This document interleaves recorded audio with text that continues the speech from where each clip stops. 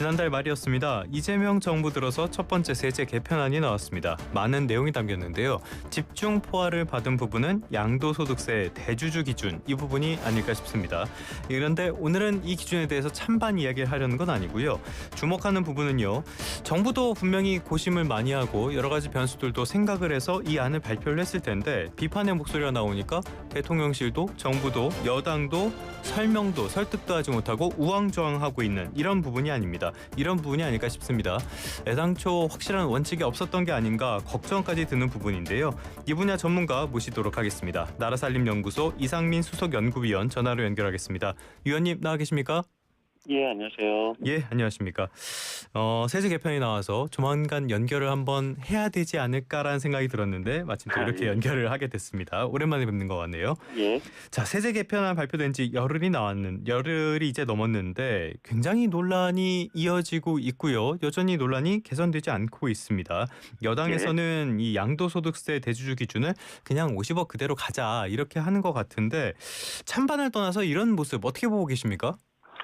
당연히 좋지 않고요. 그러니까 예. 뭐 여당과 정부가 뭐 생각이 다른 것도 좋지 않지만 이게 시장에서 그래서 어떻게 할 거란 말인가? 이게 50억이 된다는 얘기야, 10억이 된다는 얘기야 아무도 모르는 상황이잖아요. 예, 예. 이렇게 불확실성이 상존하는 모습은 당연히 좋은 모습은 아닙니다.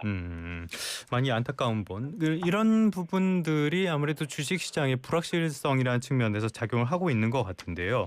주식 양도세 논란 이 부분에 있어서는 일관성, 형평성, 반발 뭐 하나도 만족시킨 게 없다라는 평가까지 나오거든요. 근데 동의하십니까?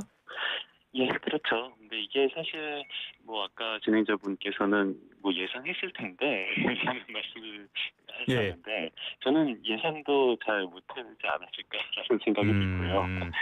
그러니까 이것이 원래 그 윤석열 정부 이전에는 이게 10억이었었거든요. 예. 과거에서 100억, 50억, 10억으로 내렸었던 적이 있고 이것이 10억이 됐다가 다시 50억이 됐다가 다시 내리는 거니까 이거는 뭐 그렇게 반발을 하지 않겠다라고 좀 안이하게 생각했던 거예요. 아, 쉽게 생각한 거일 수 있다.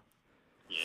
알겠습니다. 지금 전화 연결 상태가 좋지 않아서요. 잠시 전화 그런가요? 끊었다가 다시 한번 걸어서 확인하도록 하겠습니다. 잠시만 기다려주세요. 자, 지금 이야기를 나누는 것은 이재명 정부 들어서 나온 첫 번째 세제 개편안 문제인데요. 역시 여기서 제일 문제가 되는 거는 주식 양도소득세 대주주 기준을 강화하는 문제입니다. 기존에 50억 원, 여기에서 10억 원으로 낮춰서 그러니까 더 기준을 강화한다. 이런 계획을 발표를 했는데요. 여기에 대해서 시장이 굉장히 예민하게 반응을 했죠. 한 4% 정도 코스피가 하락하기도 했고요. 그러면서 지금 굉장히 우왕좌왕한 모습들 보이고 있는데 여기에 대한 평가 나누고 있습니다. 다시 한번 위원님 연결해 보도록 할게요. 위원님 나와 계십니까? 예, 잘 들립니다. 예. 저희도 잘 들립니다. 자, 그렇다면은 말씀하신 것처럼 예상을 못했다 상황 이런 것들 왜 상황이 이렇게까지 됐다고 보세요? 저는 가장 큰 원인은 금투세 도입이 역시, 부담되면서 생긴 이 상황이라고 생각하는데요. 이 금투세 같은 경우는 사실 굉장히 좀 깔끔한 측면이 있죠. 소득이 있는 곳에 세금이 있다. 그게 조세 원칙이잖아요. 측면인데, 예. 근데 양도소득세 이번에 그 대주주 양도소득세 같은 경우는 이 특정 종목 10억 그 말하는 것이 대주주잖아요. 그러니까 예. 어떤 사람 같은 경우는 뭐 한 50억을 여러 종목을 갖고 있는 사람도 있고, 어떤 사람은 딱 10억만 특정 종목에 있는 사람도 있고, 그리고 또 돈을 많이 번 사람도 있고 돈을 조금 번 사람도 있는데 그런 것들을 다 따지지 않고 그냥 특정 종목을 특정 날짜에 보유한 사람만 세금을 부여하겠다라는 거가 일단 기존에 논의됐던 금투세보다는 좀 약간 좀 어색한 측면이 있죠. 어떻게 보면 조세의 원칙 이런 것들이 제대로 지켜지지 않는 셈인데 자 그렇다면은 주식 양도세 말씀하신 것처럼 애매한 측면이 있고요. 증권거래세는 이득이 나지 않는데도 세금을 물리니까 이건 조세 원칙에 어긋나기도 하고 이런 것들 다 없애버리고 그냥 금투세 하나 추진하면 되는 문제 아닙니까? 그렇죠. 그런데 저는 이것을 좀 더 궁극적으로 보면은 그 소위 말하는 그 실용주의에 대한 어떤 그 단점이 드러난 순간이라고 생각을 해요. 그러니까 실용주의라 하면은 원칙주의에 반대되는 말이잖아요. 예. 근데 얼핏 생각해 보면은 실용주의 좋죠. 실용주의는 당연히 좋은 건데, 근데 원칙주의는 나쁜 거고 실용주의는 좋은 것도 아니고 원칙주의도 장단점이 있고 실용주의도 장단점이 있는 거 아닙니까? 예. 그런데 실용주의의 단점이 뭐냐면은 이게 그때그때 뭐 여론에 따라서 뭐 한번 변동을 할 수가 있다라는 것이 만약에 포퓰리즘이네요. 실용주의라면은 예. 이 세금 같은 경우는 원칙이 중요한 측면이 있어요. 근데 아. 세금의 원칙은 뭡니까? 소득 있는 곳에 그렇죠. 이 과세한다라는 예. 것이 세금의 원칙이잖아요. 그런데 금투세 같은 것들을 세금의 원칙, 소득 있는 곳에 과세를 하겠다는 건데 이것이 한번 물러나니까 그 다음에 이제 또 다른 것도 이제 물러나게끔 되는 이런 문제가 계속 새롭게 생기는 거죠. 예. 하나 원칙이 어긋나면은 사실 이럴 때마다 제가 드리고 싶은 말씀은 그냥 원칙대로 정면 돌파를 하는 게 맞다. 저는 이렇게 말씀을 드리고 싶은데 뭐 표가 있는 입장에서는 어떻게 받아들이실지는 잘 모르겠습니다. 아무튼 간에 정부 입장에서도 많은 딜레마, 고민이 될 것 같기는 해요. 이것 때문에 시장이 예민하게 반응을 하고 많은 투자자들이 실망을 하고 그렇다면 코스피 5천을 이야기했던 거랑 상충되는 그런 측면이 있는 건데 주식시장 활성화랑 조세 기반을 정상화하는 이 두 가지를 다 달성할 수 있는 방안 어떤 게 있을까요? 이게 가장 큰 문제죠. 예. 우리는 자본시장, 주식시장이 활성화됐으면 좋겠죠. 그리고 돼야죠. 소득 예. 있는 곳에 세금이 있다라는 원칙이 제대로 시행됐으면 좋겠는데 예. 이게 생각해보면은 모든 세금에는 당연히 부작용이 있을 수밖에 없어요. 예. 예를 들어서 주식시장도 중요하지만 뭐 이 제조업도 중요하잖아요. AI 반도체도 중요하잖아요. 예. 그렇다면은 이 AI 반도체가 중요하다고 해서 여기에도 세금을 부과하지 않고 또 우리 소비도 중요하잖아요. 그렇다면 소비를 막는 것이 부가가치세잖아요. 예. 소비가 중요하니까 부가가치세도 없애고 예. 우리 이런 식으로 하나하나만 보면은 복지도 중요하고 소비도 중요하고 반도체도 중요하면은 세금을 부과할 수 있는 부분은 사실 아무것도 없고 부작용이 생기지 않는 부분은 아무것도 없죠. 그래서 네네네. 이럴 때일수록 저는 원칙을 제대로 강화해야 되는 것이 아닐까라고 생각이 듭니다. 원칙 다시 한번 강조를 해주셨습니다. 앞서도 말씀을 드렸지만은 실용주의가 이렇게 여론에 따라서 흔들린다면은 이거는 실용주의라기보다는 포퓰리즘이 아닐까라는 생각도 들긴 하고요. 예, 맞습니다. 네. 자, 이번 세제 개편 한번 크게 한번 볼까요? 부동산 보유세 이 부분은 빠져 있어요. 그래서 이 부분이 아쉽다라는 평가도 나오는데 위원님께서는 어떻게 보십니까? 예, 부동산 보유세 같은 경우는 그 세금을 좀 부여하면은 더 많이 부과하면은 우리나라 경제 활력에 더 도움이 되는 세금인 거거든요. 예. 왜냐면은 우리 자금이 부동산에 묶여 있는 것은 우리 경제 발전에 도움이 될 리가 없잖아요. 예. 그래서 이 보유세를 조금 더 부과하면은 이 부동산을 소유한 사람이 더 많은 효용을 누리거나 더 많은 부가가치를 올릴 수 있는 사람에게 부동산이 전달이 되는 효과가 있습니다. 그런 의미에서 저는 부동산 보유세를 조금 더 올리기를 바랬는데 예. 과거에 부동산 보유세 올려서 반발했던 사람들이 있잖아요. 예. 이런 분들 눈치를 보니까 또 보유세는 올리지 않고 그래서 이런 원칙이 없어지는 것이 오히려 시장의 혼란을 더 강화한다라는 예. 생각이 듭니다. 보유세 하나만 더 짚어볼까요? 보유세를 높이면은 집을 팔 거다 이런 식으로 접근을 했던 게 사실 지난 두 정부였는데 그 결과 썩 좋지는 않았거든요. 그래서 이 보유세 자체에 대한 평가도 많이 엇갈리는 것 같습니다. 위원님께서 요게 높인 게 더 경제에 활력을 줄 것이다라고 평가하는 배경은 어떤 건가요? 이론적으로도 그렇고 실질적으로도 그렇고 이 부동산 보유세를 올리면은 지금 그 무차익 자산을 보유하는 그 동기가 굉장히 줄어들어요. 이게 무슨 소리냐면은 부동산을 보유를 했을 때 이 차익이 생기지 않으면 돈이 생기지 않거나 효용이 적으면은 이것이 굉장히 부담이 돼서 이것을 팔아야 되는데 만약에 보유세가 높으면은 이 자기가 부담이 되는 부동산일수록 계속 팔 수밖에 없는 건데요. 문제는 저는 부동산 가액에 대해서 부동산 보유세를 올리는 것은 좋다고 생각하는데 이것이 네네네. 부동산 보유 홀수 뭐 1호, 2호, 3호에 따라서 차등적으로 되니까 이런 것도 또 원칙에서 벗어나게 되는 거죠. 그러니까 다주택자니 뭐니 이런 걸 고려할 게 아니라 가액에 따라서 일괄적으로 적용을 하면은 긍정적인 효과가 나올 것이다. 이렇게 말씀하시는 거군요. 맞습니다. 우리는 세금을 가지고 너무 많은 것을 하려고 그래요. 예. 옛날에는 뭐 불법 과외를 잡으려고 했고요. 부동산 그렇죠. 가격을 안정화시키려고 하기도 하고 뭐 반도체나 AI를 촉진하려고도 하는데요. 저는 세금을 가지고 너무 많은 것을 하려고 노력하기보다는 그냥 소득이 있는 곳에 세금이 있다라는 이 단순한 원칙을 적용하는 것이 가장 효율적이라고 생각합니다. 그러면은 이렇게 원칙대로 했을 때는 사실 교과서에도 나오고요. 이런 것들이 만약 순기능, 부작용을 최소화하고 순기능을 극대화할 수 있는 이런 방법이 당연히 원칙대로 하는 건데 이게 전 정부, 전전 정부 해갖고 다 잘 안 되고 있단 말이에요. 이 배경은 뭘로 보세요? 결과적으로 세금을 내고 싶어하는 사람은 아무도 없죠. 저도 싫어요. 그렇다면 예. 이 특정 분야의 세금이 얼마나 나쁜 문제를 초래하는가를 이 사람들이 어필을 하려고 하고요. 예. 이런 데서 하나씩 후퇴하다 보면은 결과적으로 원칙을 적용하기가 어려워지는 거죠. 정치의 역할이 그런 걸 설득하는 역할인데 그건 잘 안 예, 되네요. 맞습니다. 자, 법인세 인상안 이 부분이 담겼는데 법인세 인상안에 대해서는 좀 이번에 1%포인트 높인다고 하잖아요. 어떻게 보셨습니까?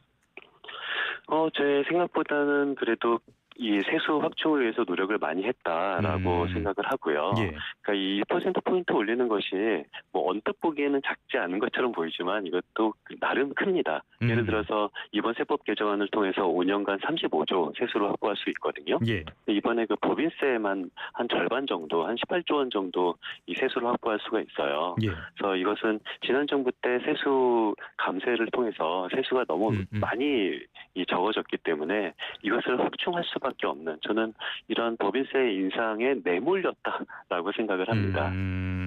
자, 그렇다면 여기서 위원님 평가를 다시 한번 여쭤볼게요. 이 법인세랑 관련해서는 지금 전 세계적으로도 법인세를 낮추는 그런 추세가 아니냐, 이런 식으로 하면은 기업들이 떠나지 않겠냐라는 우려가 하나 있고요. 반대쪽에서는 아니 실제로 그런 것들은 입증된 결과도 없고 실효세율이 낮아서 부정적인 영향도 없다, 이렇게 평가를 하거든요. 위원님께서는 어느 쪽에 무게를 실어주시겠습니까? 일단 법인세율이 계속 낮아진다라는 것은 그런 나라도 있지만 올린 나라도 있어요. 이건 예를 들어서 나라마다 영국 다르다. 같은 경우는 예. 법인세율을 한 5%포인트 정도 굉장히 많이 올렸거든요. 오히려 법인세율을 내리려고 하다가 이 정권이 무너지는 것이 예. 영국에 있었고요. 그랬죠. 근데 저는 어쩔 수 없이 내몰렸다라고 표현하는데, 이 왜 내몰렸다라는 표현을 쓰냐면은 지난 윤석열 정부 때 감세를 했잖아요. 그런데 그 윤석열 정부 감세 효과가 당연히 세법을 개정하지 않으면은 현 정부에도 계속 지속이 됩니다. 제가 계산을 해봤더니 윤석열 정부 감세 효과가 현 정부 5년간 세수에 미치는 효과가 한 80조 원 정도 돼요. 크네요. 예. 아무런 세법 개정안이 없으면 80조 원을 우리가 거둘 수가 없게 되니까 이 80조 원 중에서 이번 세법 개정안으로 한 35조 원 정도 회복했다라고 생각하는 것이 가장 맞습니다. 그럼 전반적인 흐름 자체는 지금은 세수를 정상화하고 확보할 수 있는 방향, 이런 측면에서는 어찌됐건 긍정적으로 볼 부분도 있긴 한 거네요. 그렇죠. 뭐 세금 내고 싶어하는 사람 아무도 없지만 세금은 어쩔 수 없이 걷는 거고요. 뭐 나라가 운영이 안 되는데요. 없어서 걷는 것이 아니라 부작용이 있지만 국가가 어떤 정책을 펼치기 위해서 부작용을 감수하고 걷는 것이 저는 세금이라고 생각합니다. 방향성은 알겠는데 좀 원칙대로 했으면 좋겠다라는 조언으로 이해하면 될 것 같고요. 자, 이재명 정부의 첫 번째 경제 정책 방향, 이것도 조만간 나올 것으로 보여요. 그런데 성장에 포커스를 맞춘다고 하는데 지금 같은 상황에서는 재정의 역할도 굉장히 중요하잖아요. 그런데 문제는 재정에 지금 여력이 거의 없단 말이죠. 이런 상황에서는 어떻게 해야 됩니까? 재정 여력이 많이 떨어졌죠. 예. 이런 상황에서 절대 하지 말아야 될 것이 추가 감세는 하면 안 된다라고 생각이 들고요. 근데 제가 제안하는 것은 지금 돈이 없다라는 것은 모두가 알고 있지만 의외로 또 한쪽 구석에서는 돈이 있는 곳이 있어요. 예를 들어서 기금 여유재원인데 이럴 때일수록 기금 여유재원을 적극적으로 활용해야 된다고 생각합니다. 기금 여유재원이라는 게 뭡니까? 그러니까 예를 들어서 뭐 장애인 고용 촉진 기금이라고 있어요. 그러니까 장애인 고용을 촉진하기 위해서 만들어진 기금인데, 그런데 이 재원이 뭐냐면은 장애인 의무 고용을 제대로 채우지 못한 기업이 부담금을 내잖아요. 그런 것들이 점점 쌓이고 있는데, 그런데 이런 의무 고용을 채우지 못하는 기업이 너무 많아서 부담금이 너무 많이 쌓여진 거예요. 그래서 여유재원이 한 1조 원 정도 있는데, 저는 이런 1조 원 정도 여유재원을 그냥 뭐 돈놀이를 하지 말고 적극적으로 장애인 사업에 써야 된다고 생각합니다. 우리는 장애인 사업 돈이 없어서 못한다고 생각하지만 아니 1조 원 정도의 이 장애인 기금에 있다면 이 돈 가지고 장애인 사업을 할 수가 있는 거죠. 이렇게 쓸 수 있는 기금도 있고요. 어떤 측면에서는 국채를 더 발행해야 되는 거 아니냐라는 목소리 나오는 것 같은데, 국채 발행 이 부분에 대해서 어떻게 보세요? 뭐 국채 발행은 피할 수 없으면 발행을 할 수밖에 없는 거죠. 저는 국채 발행보다 뭐 당연히 기금 여유재원을 활용하는 것이 먼저라고 보고요. 뭐 국채를 정말 발행해야 된다면은 국민들의 합의를 거쳐서 이것을 어디다 라는 것을 정확하게 국민들에게 인지를 하고 나서 통일을 구하고 발행하는 것이 원칙이겠죠. 아, 투명하게. 알겠습니다. 그게 해법이 될 수 있겠네요. 끝으로 요거 하나 여쭤보도록 할게요. 기획재정부에서 예산 기능을 분리해서 기획예산처로 넘긴다라는 것들이 지금 내부에서 논의가 되고 있다고 하는데요. 기획예산처라면은 국무총리 산하 조직이 되는 것 같은데 이런 개편에 대해서는 어떻게 보십니까?